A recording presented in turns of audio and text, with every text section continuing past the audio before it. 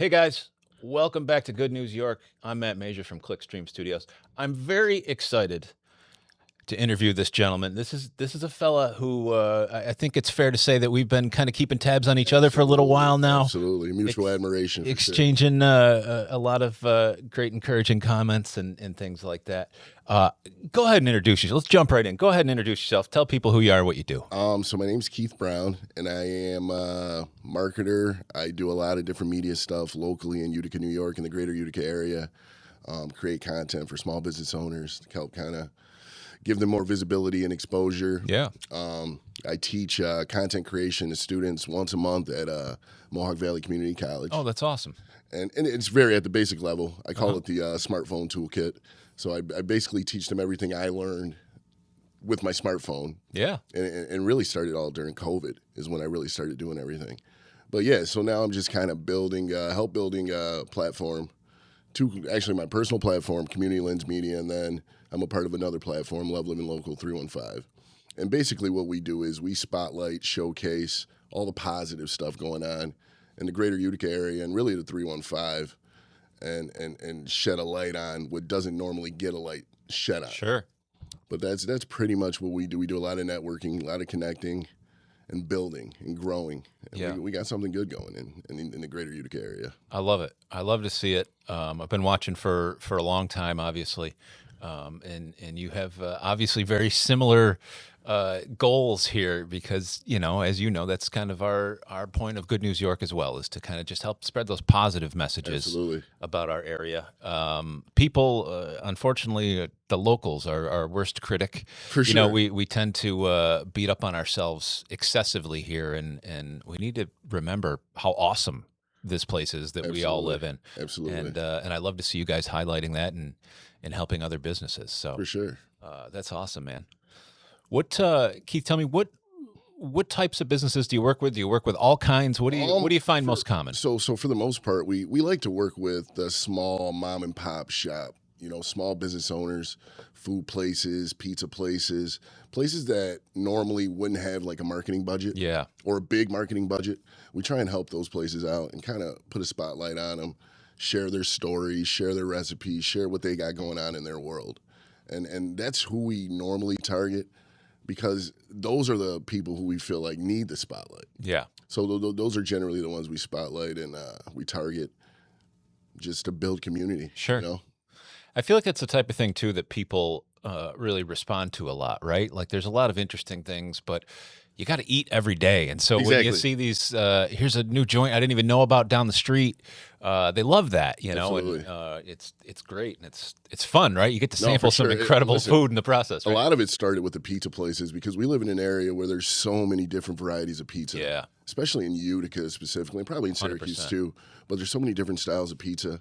And we really wanted to share that. Well, not even just pizza. It's a melting pot of food places. And I think we wanted to share that in a way that's cool and resonated with people. Yeah. And obviously the food's good too. Yeah. For sure. That's the one thing we always knew how to do in Utica is eat. Absolutely. That's Absolutely. Sure. So this might be controversial, but you got to tell me, Keith, what is of all the classic Utica foods, riggies, greens, half moons, what's your favorite Utica meal? So mine, out of the ones you just named, I'm a big riggy guy. Okay. I love the chicken riggies. I love it all, though. I love the Utica greens, but the riggies is really what stands out. I'm a pasta guy. Yeah. So I love a good riggy sauce with a lot of flavor, the red and green bell peppers, all that stuff. And that's another thing, just like the pizza. Every single place kind of does it a little different. Yep. Put their own little twist on it. And it's one of those things, man. You talk to any Utican, they'll probably give you a different description of who they love or why they love this place. But luckily, we have more than enough options to choose from. But riggies are definitely my go-to. Do you remember what place it was that introduced you to riggies? What was the first bowl of riggies you ever ate? First place I had riggies was probably, and it doesn't exist anymore. Yep. It's Tom Cavallo's. Okay. And that was Hartford, one of the New best. York. Yeah, and they just recently he just gave it up. Yeah. Probably about a year or two ago. After like 40 or 50 years Great people in the business. Absolutely. Yeah. And they're really known for the wings too. Yes. But the riggies is where I really got introduced there at Cavallo's. But again, everywhere in Utica. See, I go back a little farther. I started in the days of McGill's, and I don't know if you McGill's is a going hidden way gem. back. And actually, if you want to go real far back before that, he had Rendy's. Mark I'm not Rendy, who familiar. owns McGill's. I know Mark It was Rendy, on. but I'm It was not- on Main Street in Herkimer. That's crazy. Where Glory Days eventually was, and is now the building's gone. But back when I was a little kid, we're going way back. I didn't know that history.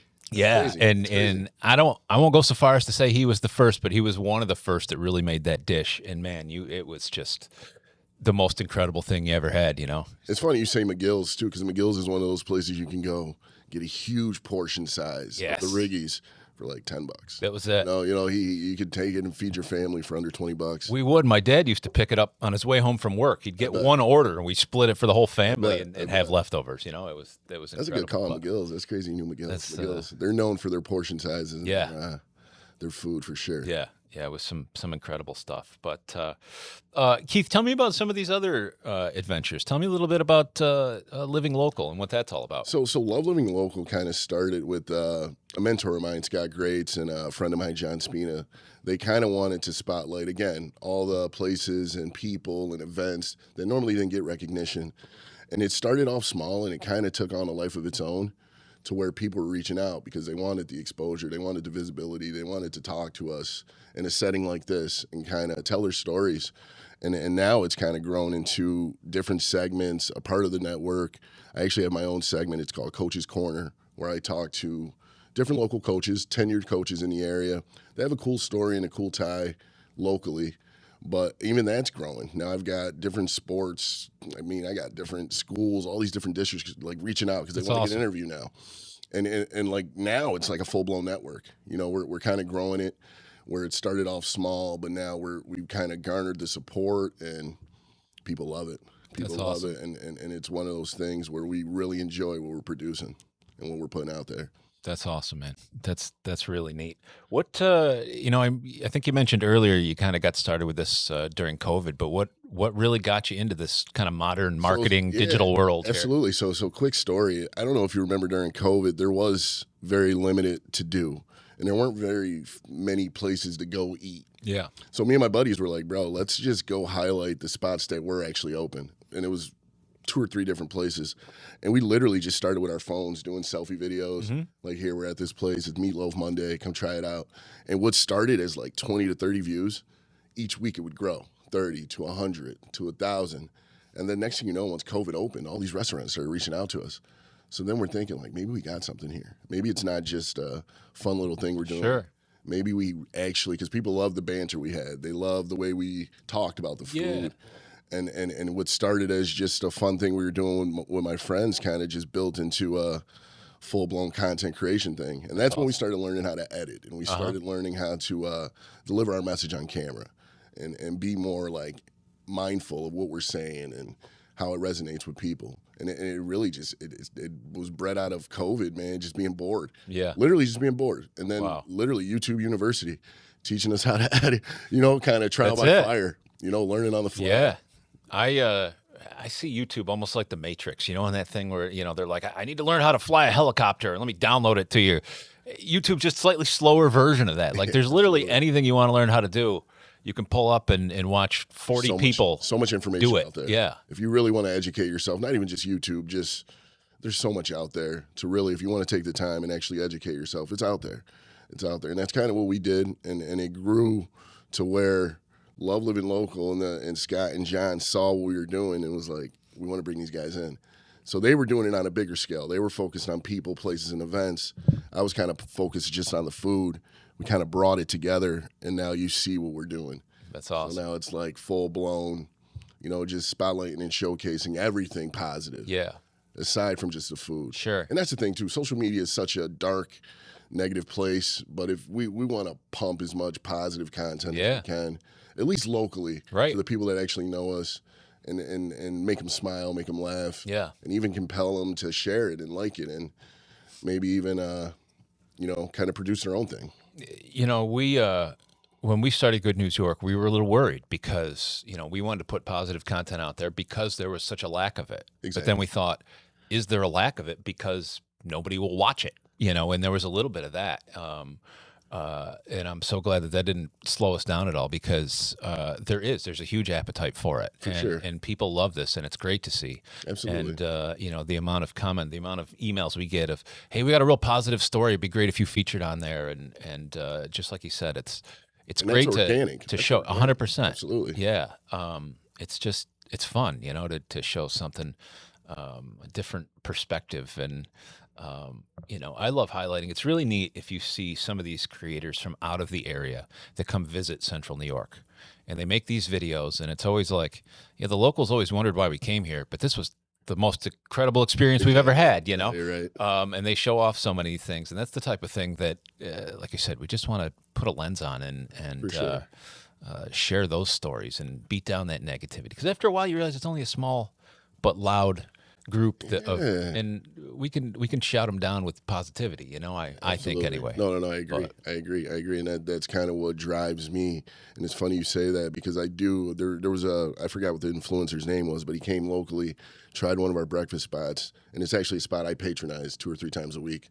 So I'm like, I didn't really appreciate his review of our local spot, so I actually went and did my own review to kind of back them, you know, because I didn't like that he bashed us. And he's not a local guy. He doesn't. Yeah. And I get that was his first impression. But for me, I actually see these people. I talk to them. Yeah. I consume the food there, and I could vouch for their quality. Yeah. So I wanted to go, you know, do my own little thing. And it actually helped. You know, the owner reached out to me. He was like, I appreciate you doing that. You're a real local. You actually know us. You know exactly who we are as people. Right. And that's that means something to me. Yeah. When people appreciate the content we create and the message we're trying to send and share with people. Yeah. Keith, tell me just a little bit about this project of your own, the Community Lens. What is that all about? So Community Lens Media, I took what I learned with Eat Local, me and my buddies doing what we were doing during COVID, and then I took what I learned with Love Living Local, and I kind of brought it together to kind of build my own thing and have my own platform that I can kind of curate and control myself. It's pretty much on the same premise of what we were doing with Love Living Local and Eat Local. But now I incorporated the content creation boot camps, the one-day boot camps that I work with, like different youth or aspiring creators, and teach them my smartphone toolkit.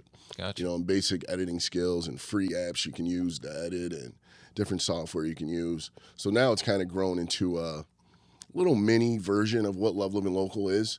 But I hope to keep growing it and keep kind of expanding what I'm doing. But I have some local network partners that are working with me. I'm producing content for them. I'm doing some social media management, and it's growing. It's growing organically, awesome, and I'm having fun with it. Yeah. You know, and it's my own thing. You know, not that those two weren't my own thing, those two platforms, but I was just a part of them. Sure. This is actually my own baby that I hatched this egg. Yeah. And I can kind of watch grow. So that's where I'm at with that, and I'm still a part of both Eat Local and Love Living Local. But with this is more, again, just something I control and kind of groom. You know, this is my baby. Well, that's a neat thing. And a lot of people, I think, especially in a lot of different industries, might not necessarily understand this. When we talk about, you know, I got my own thing and I also work with these guys and those guys. This is such a work together type of community, I feel like. It has to, you know? It has to be. And there's some folks, I think, around who might not necessarily feel that way, but I think the majority of us creators that are doing this, Absolutely. I think, we all realize that there's no competition. There's just a wide open field, more than we could all take. For sure. And so many of us are a better fit for different things, you know Exactly. what I mean? And where we may specialize in one area, you specialize in another, and somebody else specializes in another, and we're able to serve these people the right way and collaborate and you know, really do the best for our whole area, which is the end of the day what we're all here for. And that's my thing too. Collaboration, I always say it is the new currency. I think networking, connecting with like-minded individuals, helping each other grow. Yeah. I think that should be the mission. You know, it's not divide and conquer. It's come together and grow. Yeah. You know, more than anything. And I think that's my approach and my mission with this is to network and connect with as many people and like-minded individuals as I can. I think it's a benefit. 100%. You know, even driving 40 minutes to Syracuse, for me, this is a privilege to do and connect with someone like you doing what you're doing on this level and get to see this in real time. Sure. You know, this is inspiration for me. And This is a great opportunity. Appreciate it, man. Appreciate it. Yeah, that's networking is everything, and I've always believed that. You know, I have an IT business that was my first and foremost business, and that grew. I probably say 95% of that business was a result of networking. It's a result of me getting out and making relationships with people and things like that. That's a type of business that you're not necessarily going to catch a ton of people with an advertisement. It's not like sale today and they sign up. It's something that you've got to just be available when they need it.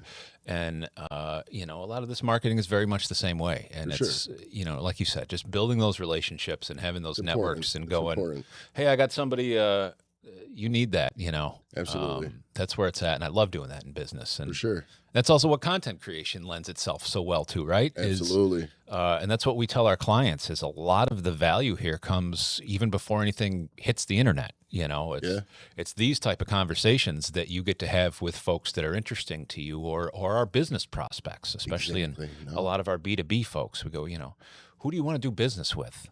Interview them.